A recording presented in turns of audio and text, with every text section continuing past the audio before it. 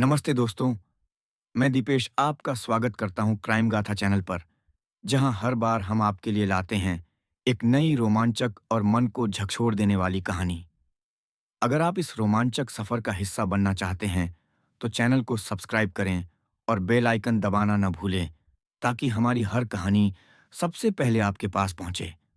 आज की कहानी आगरा के ताजनगरी क्षेत्र के कोटरा गांव की है, जहां प्यार, धोखा और कामुकता की आग ने एक परिवार को बर्बाद कर दिया।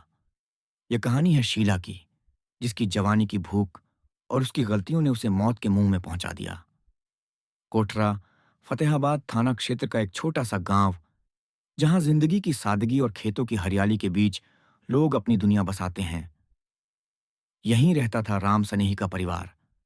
राम सनेही, उसकी पत्नी रामदेवी और उनके 4 बेटे श्रीनिवास, नरसी, बॉबी, सुनील और 3 बेटियां मुन्नी, शीला और कल्लो। राम सनेही के पास कोई पक्का काम नहीं था। वह जो भी मजदूरी मिलती कर लेता। उसकी सबसे बड़ी बेटी मुन्नी की शादी उसने अपनी हैसियत के मुताबिक कर दी थी। शीला, जो मुन्नी से छोटी थी, अब जवानी की दहलीज पर कदम रख रही थी।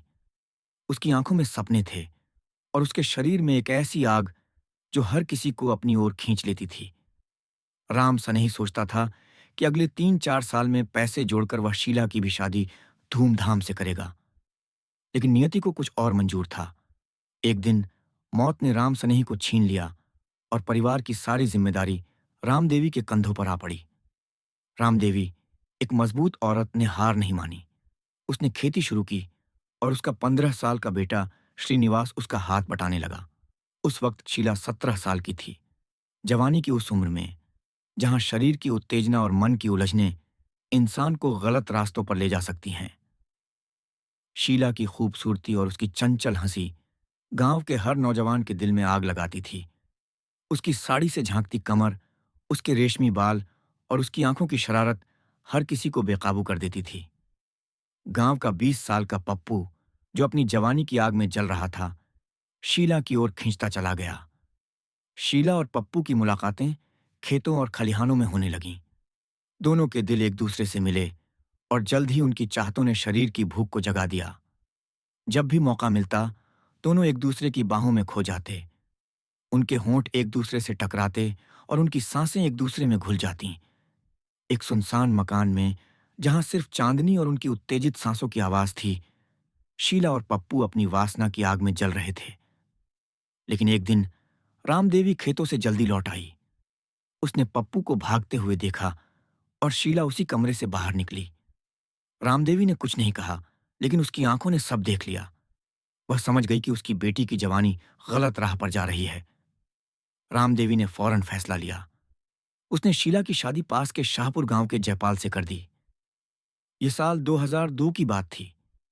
जयपाल के 4 भाई थे, बड़ा भाई साहिराम और छोटे भाई गजराज, केशव और दिनेश। पांचों भाई मिलकर पुश्तैनी जमीन पर खेती करते थे। लेकिन जयपाल जानता था कि छोटा सा खेत परिवार का पेट नहीं भर सकता।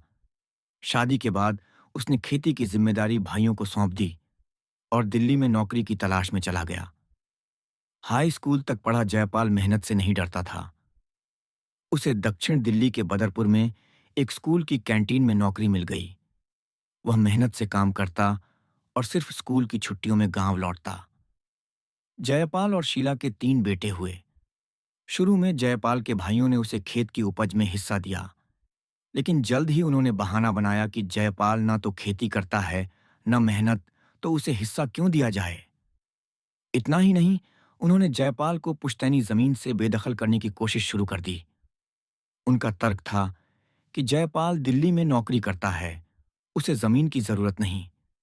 जयपाल और शीला को अपनी जमीन बचाने के लिए सतर्क रहना पड़ता था। जब जयपाल गांव में होता, वह अपने हिस्से पर कब्जा रखता और उसकी गैर मौजूदगी में शीला मोर्चा संभालती। जयपाल हफ्ते में सिर्फ एक रात, शनिवार को देर शाम गांव आता और रविवार की आधी रात को दिल्ली लौट जाता। शीला के लिए यह एक रात की मुलाकात ओस की बूंदों से प्यास बुझाने जैसी थी। उसका शरीर, उसकी जवानी, उसकी इच्छाएं उस एक रात में शांत नहीं होती थीं। बाकी 6 रातें वह आग के बिस्तर पर तड़पती रहती। शीला ने कई बार जयपाल से अपनी शारीरिक बेचैनी का जिक्र किया, पहले इशारों में, फिर खुलकर। मुझे दिल्ली ले चलो या गांव लौट आओ, खेती करो, कोई काम करो ताकि हम साथ रह सकें, उसने कहा। उसकी आवाज में चाहत और बेचैनी थी। लेकिन जयपाल को दिल्ली की चमक पसंद थी। वह न तो शीला को दिल्ली ले जा सकता था, न गांव लौटना चाहता था। उसे डर था कि दिल्ली में परिवार ले जाने से उसका जमीन का हिस्सा भाई छीन लेंगे।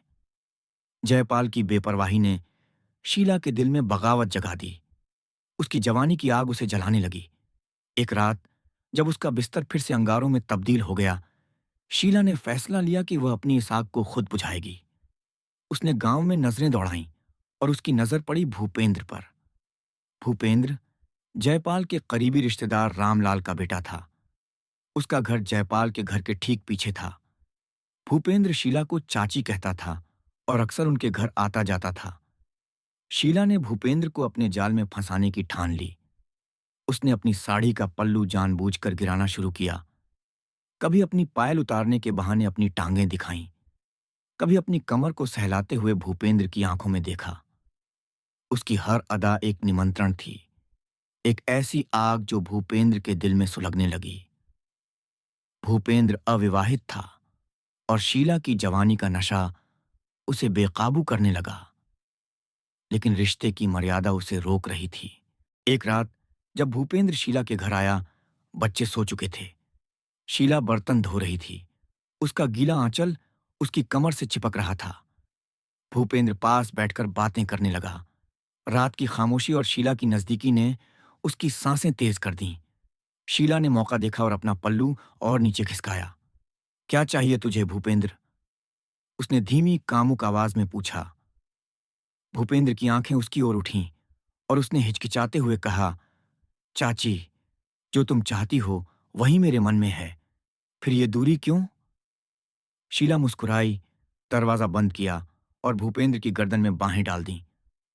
उस रात दोनों एक दूसरे की बाहों में खो गए। शीला की तड़प और भूपेंद्र की जवानी एक दूसरे में समा गई। यह सिलसिला यहीं नहीं रुका। शीला और भूपेंद्र की मुलाकातें अब नियमित हो गईं। जयपाल दिल्ली में हो या गांव, शीला को अब उसकी परवाह नहीं थी। वह भूपेंद्र के साथ आगरा और फिरोजाबाद की सैर करने लगी। गांव में चाची भतीजे का रिश्ता पवित्र माना जाता था, इसलिए किसी को शक नहीं हुआ। लेकिन एक दिन भूपेंद्र की शादी रमेश्वरी से तय हो गई। शीला को लगा था कि वह टूट जाएगी, लेकिन उसने उल्टा भूपेंद्र को धर्म और पति पत्नी के रिश्ते का पाठ पढ़ाया। अब तू रमेश्वरी के साथ वफादार रहना, उसने कहा। उसकी आवाज में एक अजीब सी ठंडक थी।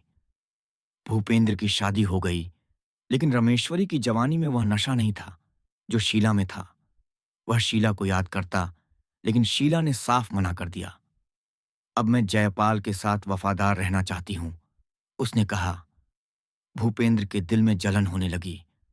रमेश्वरी ने जब एक दोस्त की सलाह पर उसे मर्दानगी की कमजोरी का इलाज कराने को कहा, तो भूपेंद्र का गुस्सा और भड़क गया।